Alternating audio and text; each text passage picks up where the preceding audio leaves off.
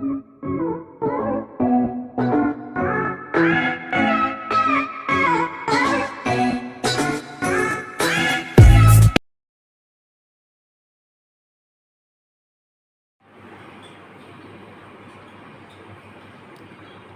हफ्ते मैंने कुछ बातों के बारे में बतलाया था। इस बार उसी से मिलती जुलती बात बतला रहा हूँ। उस समय कोरोना जो महामारी बीमारी पूरे संसार क्या भारत को विनाश की ओर ले जा रही है। मेरे विचार में या लोगों के मंथना करके कुछ समीक्षा मैंने किया, मैं वो आपको बतलाने जा रहा हूँ। भारत बस शुरू से नेचर प्राकृतिक चीज़ को जुटा के, साधन को जुटा के वो जीवन में उपयोग करने वाली चीज़ों को प्रस्तुत किया और लोगों को प्रभावित हुआ, ऐसा यहाँ की पद्धति थी। चाहे वो किसी विभाग हो, चाहे वो दवाई के विभाग हो, चाहे वो शारीरिक विभाग हो या कोई भी चीज़ का बात हो, वो सब भारत में जो भी पद्धति अपनाई जाती थी वो प्रकृति को, नेचर को लेकर ही कार्यक्रम किया जाता था। ये बीमारी होगी क्यों नहीं? जैसे जैसे साइंस वैज्ञानिक आगे बढ़े, रासायनिक पद्धति प्लस उनके जो हमारे यहाँ होती थी उससे भिन्नता आ गई। जब जब कोई चीज़ का नया नया आविष्कार किया गया, चाहे वो बम बनाने में हो, चाहे वो रासायनिक पदार्थ से जरिए जो भी चीज़ सामग्री बनाई गई, उस प्रयोग से तो उन्होंने चीज़ बना ली, लेकिन उस प्रयोग से जो शारीरिक वातावरण, नेचर को जो नुकसान पहुंचा, उसका प्रभाव आज हमारे यहाँ हो रहा है। जब जब इस प्रकार का प्रयोग करके वैज्ञानिक लोगों ने नई चीज़ का आविष्कार किया, वैसे वैसे यहाँ बीमारियाँ, महाबीमारियाँ, लोगों का जीवन खत्म हो जा रहा है। चाहे वो मेडिसिन की दवाई हो, चाहे गेहूँ, चावल, सब्जी हो, चाहे किसी भी प्रकार की चीज़ हो, वो सब शारीरिक पर होती है। दूसरी बात यह है कि हर व्यक्ति अपने को ईमानदार समझता है और सब पढ़ाई कर अपने अपने व्यापार में खूब बेईमानी कर रहे हैं, भ्रष्टाचार कर रहे हैं, मिलावट कर रहे हैं। कोई भी चीज़ प्योर नहीं है, चाहे तेल हो, चाहे खाने का आटा हो, चाहे चावल हो, सब चीज़ में मिलावट ही मिलावट है। जो जिस लाइन में काम कर रहा है उसमें मिलावट ही मिलावट हो रहा है। मेरे को याद है 1965 तक भारतवर्ष में जो भी पद्धति अपनाई गई थी किसान के मामले के, उस समय देसी पद्धति के हिसाब से चीज़ उत्पन्न की जाती थी। 1965-66 के समय देश में खाद्यान्न का अभाव हुआ, कुछ विपत्ति आई, अकाल पड़ा, इसलिए हम लोग को परेशानी का सामना उठाना पड़ा। दिन प्रतिदिन आबादियाँ बढ़ती गई, उसकी भरपाई पूरी नहीं हुई। विदेशों से अनाज मंगाया जाता था, विशेषकर कनाडा, अमेरिका, ऑस्ट्रेलिया से गेहूँ आए और हमारे देश में इसका वितरण किया। कभी कभी तो महीना भर तक गेहूँ नहीं मिलता था, कभी मिलता था, कभी नहीं मिलता था। इस प्रकार की पद्धति चल रही थी।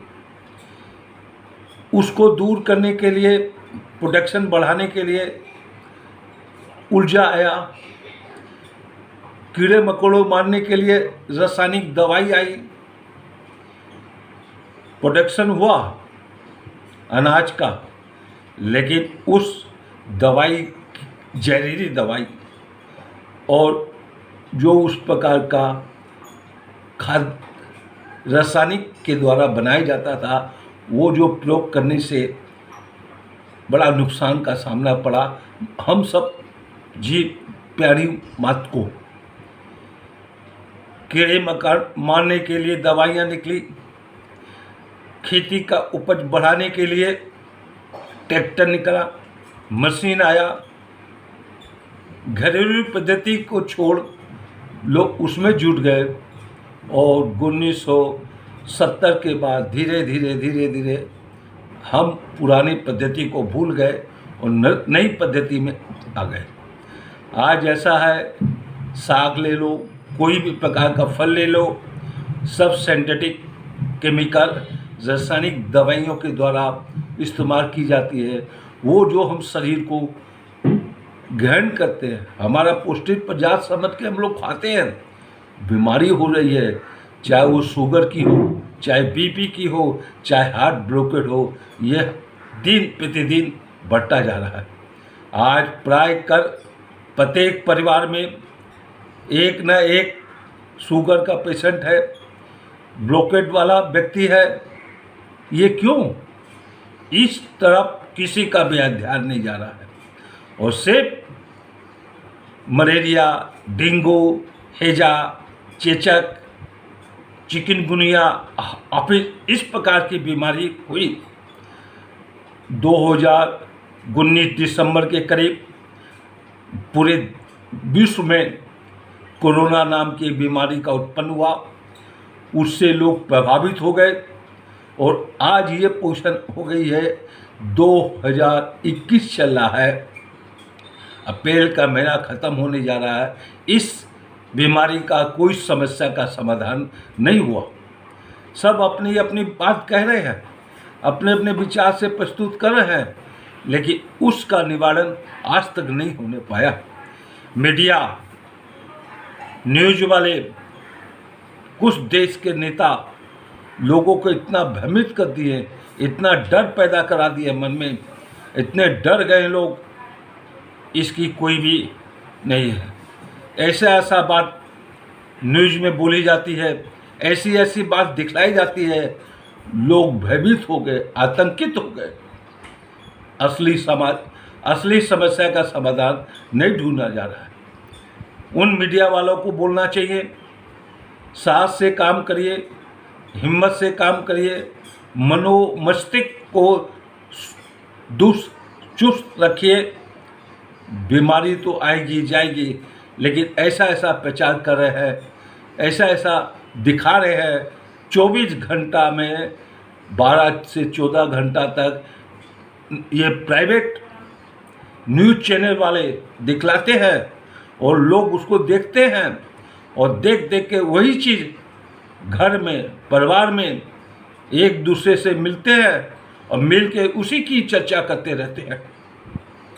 तो मस्तिष्क, हमारा दिमाग जो उस चीज़ में उलझ गया है, तो उससे नहीं बीमारी होते हुए बीमारी हो रही है और लोग डर के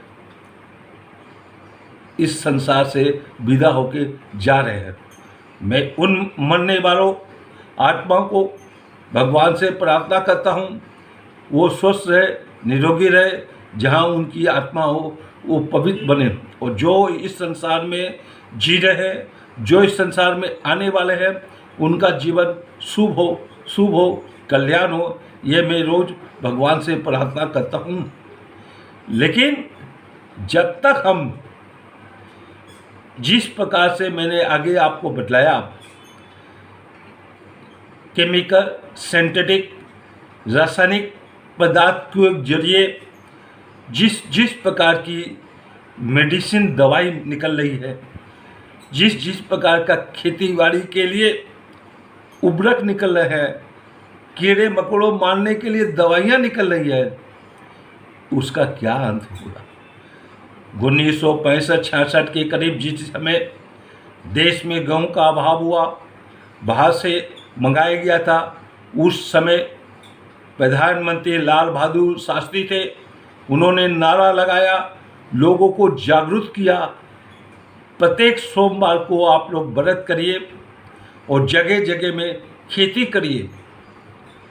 उनका बोलना, उनका नारा लोगों को प्रभावित हुआ और भारत के प्राय का सभी लोग सोमवार के दिन सोमवार व्रत करते थे।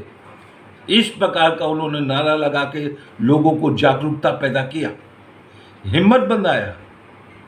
लेकिन दिन प्रतिदिन जिस प्रकार से हम लोग भ्रष्टाचार कर रहे हैं, बयानी कर रहे हैं, हर चीज़ों में मिलावट कर रहे हैं, सिर्फ किस लिए?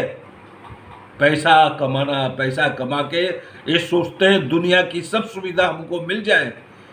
ये नहीं सोचते हैं हम मिलावट कर रहे हैं, दूसरा मिलावट कर रहा है, उसकी चीज़ हम खरीदेंगे, हम भी बीमार होंगे, हमारी चीज़ दूसरा खरीदेगा, वो बीमार होगा।